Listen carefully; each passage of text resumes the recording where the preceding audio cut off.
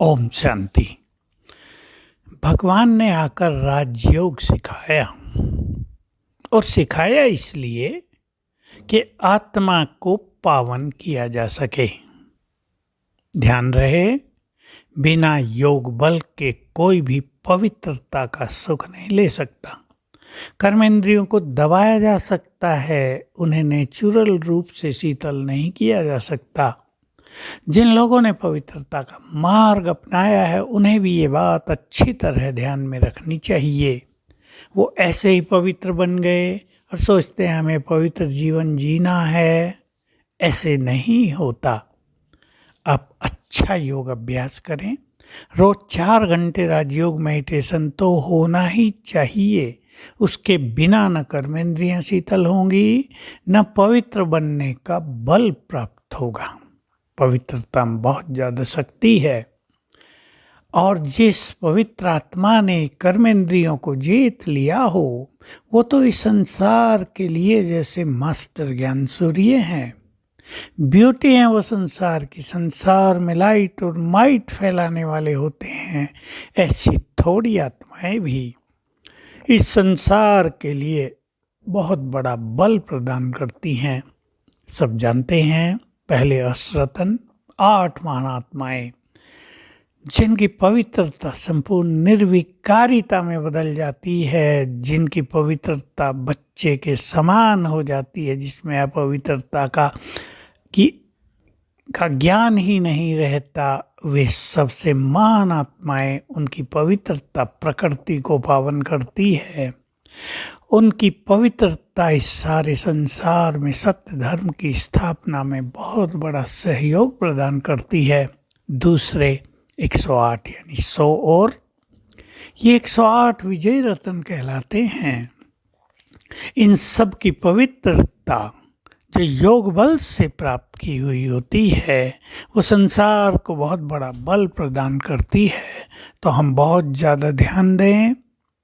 हमें योग बल से पवित्रता के बल को बढ़ाना है।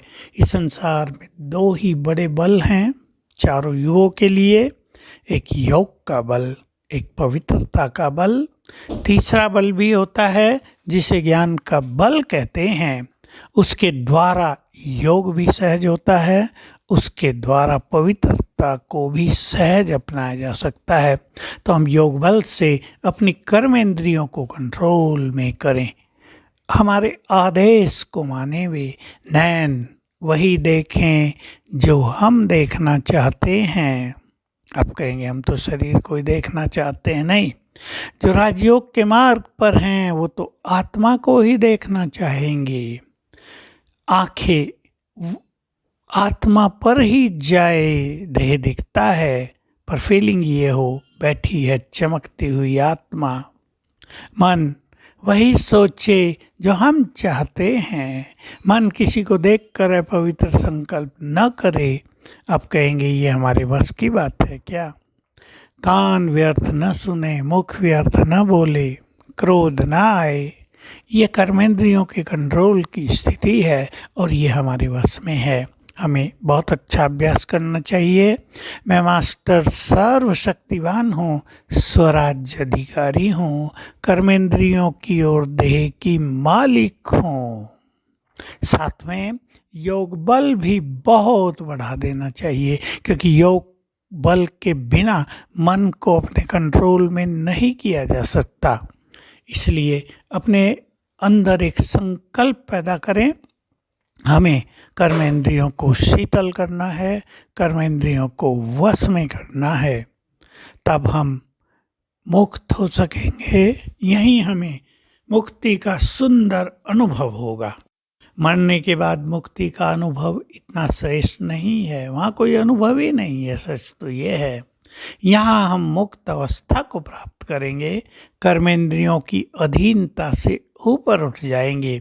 और जिसने अपने कर्मेंद्रियों को, मन बुद्धि को अपने कंट्रोल में कर लिया, उनमें शक्ति होगी सारे विश्व को, संपूर्ण प्रकृति को भी कंट्रोल में करने की। समय भी उनका आदेश मानेगा। प्रकृति जब जब प्रकोप करेगी वे अपने संकल्प से प्रकृति को भी शांत कर सकेंगे। तो बहुत सुंदर स्थिति है।